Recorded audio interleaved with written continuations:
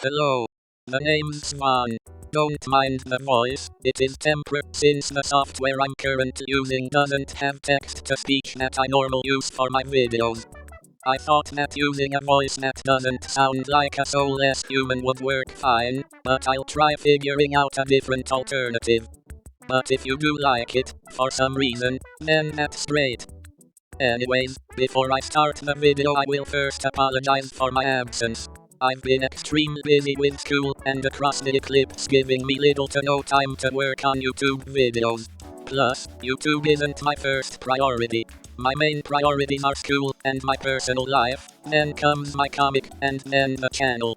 I'll try to posting as much as I can around this time while having the comic on hiatus, but it'll definitely not be consistent. That should be about it for that part. Now into the video.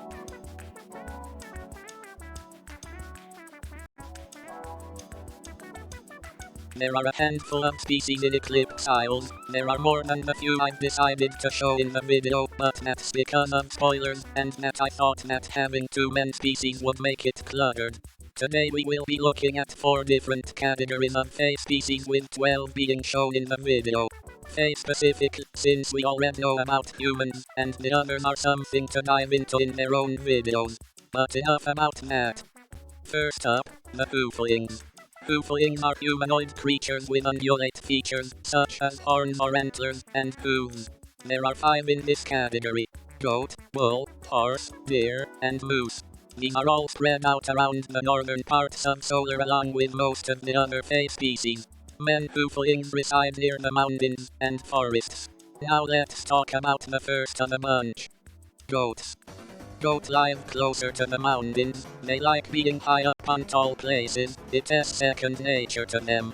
They are however one of the smaller of the types, but that doesn't mean they are weaker than the others. They actually are one of the stronger ones thanks to their constant mountain climbing. They are humanoid with furry bodies, horns, and hooves. Men have white spotting on fur and or skin from a lack of melanin in some places. Their fur is thick and can handle the cold with ease. That's why most enjoy living up on the mountains. They can also leap up to 8 whole feet, meaning that mountain climbing is like a walk in the park for them. They have 100 to 150 year lifespan and mature around the age of 20 to 25 like humans. They also grow to around 6 feet in height. The next on our list are bulls. Bulls live near the forests and fields. They are natural fighters and often engage into spars with each other. With their immense strength and hulking statures, they are terrifying to go up against. They often keep their hair short because of combat and fighting. They are also mostly muscle than fat, which adds to their strength. They have the same length lifespan as goats and mature around the same time. They can grow to around 8 feet tall. Next, horses. Horses are the most graceful and elegant of the types. They tend to be a bit snobby, but that doesn't include all of them. They are built like the typical centaur with a human torso on a horse's body, allowing them to run much faster with the extra legs. They usually grow out their hair to show beauty and elegance, no matter the gender. Clothing is a pain in the ass though, but they do their best to be somewhat modest. They also have distinct patterns on their bodies, making them all look unique. Again, same lifespan and maturity as the 2 previous ones. They grow to around 7 feet if we measure from front hooves to head. These were a struggle to figure out, since centaurs are a mystery to the universe on how their anatomy works, so I decided on having 2 sets of everything in them except for the stuff down below. It's enough with 1 set. Next, deers. Deer are shy and often avoid conflict. They can be playful at times and travel in groups of 2-5. They get along pretty well with roles, with them both being the gentle kind. The males usually have much larger chest fur to make them seem larger and more intimidating, which, if I'm being honest, just doesn't work. But we can let them dream. These, like the other Hooflings that have the same lifespan and stuff, these only grow to below 6 feet. After these we have the deer's much larger counterpart, moose. Moose are large and often very respected by the other types. Moose have the highest status among Fae, with men being a type of leader for all Fae. They have a similar body type as horse types except with moose bodies. The reason is that they can traverse the terrains much easier and move much faster. It also helps with their large and heavy antlers. These grow to around a proud 9 feet tall when measuring from front hooves to head. That's about it about hooflings. They just hooved people. And a small fun fact is that the goats and bulls were the first ones I made before adding all the other ones. They are also my favorite. After these we have our giants. Giants are fays that look most human but are larger than the average adult. They have a pretty animalistic appearance however, being large and hairy. They all live up to 200 years and mature around the age of 26. Bronzorns are large and bulky fellas who usually just chill. They are around 12 feet tall and are the tallest of the fays. They have long arms to help grab things that are low down so that they won't have to bend all that much. They also usually use their long arms to help with walking given their tall forms. They have a pretty bear-like appearance with brown fur, roundish ears, and tusks. The other type of giant are roles. Roles are stubby and quite small for giant, being around 8 feet. They appear scruff and unruly. They have long tufted tails and pointy ears, giving them a sort of animalistic appearance. They have a type of magical ability to make plants and such grow quicker by gently bracing them with their hands using sweat glands to dispense a sort of pollen-like smoke that helps plants thrive. There are only 2 in the giants category. Thought it wouldn't be necessary to have more, since we already have a stacked list. Next we have the opposite of the giants, mins. Mins are humanoid creatures, who are smaller than the average human. In this category we have lilgobs, smelrolls, and vakerlov. They are often a little weaker than the rest of the species, especially vakerlov. I wasn't completely sure what to call this category without making it sound rude, so I'm sticking with mins. The tallest of the bunch, lilgobs. Lilgobs are bulky and stout. They are quite strong and have a natural sense of engineering. They are known for their fine craftsmanship with tools, armor, and building. Lilgobs grow large and thick beards that are hard to cut, even women.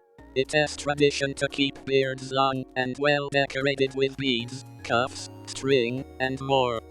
They are around 3 to 4 feet tall and live up to 190 years, maturing at the age of 30. Going a step lower, we have samroll. Nature's most mischievous creatures, the smelrolls. These little rascals are known for causing trouble and mayhem wherever they go. They love playing games and fooling around. But just because they are little brats, does not mean that they are heartless. These sillies show affection with pranks, not harmful ones. Just pranks that gets a laugh out of everyone involved in the prank. Just like pranks in real life should. It's also said that they may or may not hold some sort of illusionatrix, but those are just rumors. They are around 2 foot to 3 feet tall and live up to 120 years and mature at 19. Their lifespan would be a bit longer if not for the dumbassor they do nail. And the last of our shorties we have the smallest of the group, vakerlov. These small and delicate beings are the smallest fey species there is. They are extremely fragile but are beautiful to see with their colorful and vibrant wings. They are like butterflies and help collect pollen. Due to their small and weak forms, they might not look the most flattering up close. They are bony and wear leaves as clothing. They live up to 20 years, maturing at the 1-year mark, and are about 9 centimeters tall.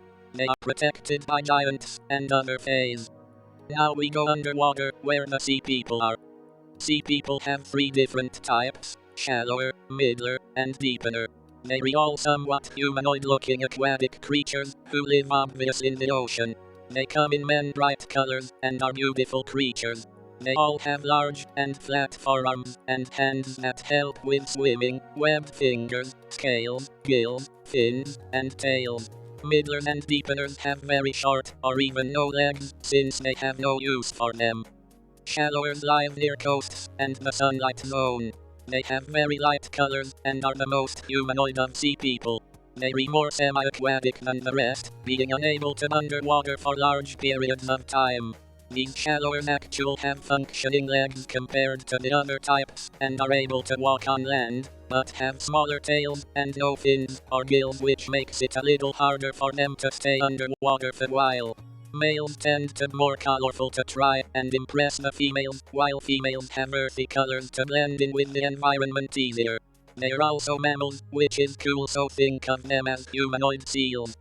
They live up to 110 years and are a little smaller than the average human by a few inches, but have larger bodies than the average human, being 6 foot 7 from head to tail. Middlers live further down around the twilight zone. They are often found close to the ocean's capital or in one of the small towns scattered around the ocean floor. They live underwater and aren't able to breathe on land. Same thing with the shallowers. Females are bigger and males are colorful. They live up to 160 years and are 7 foot from head to tail. Deepers are much more rare than the rest of the sea people. They barely look humanoid and are more of scare-looking humanish anglerfishes. They have see-through skin and glowing dots across their body that I could have displayed better in the drawing.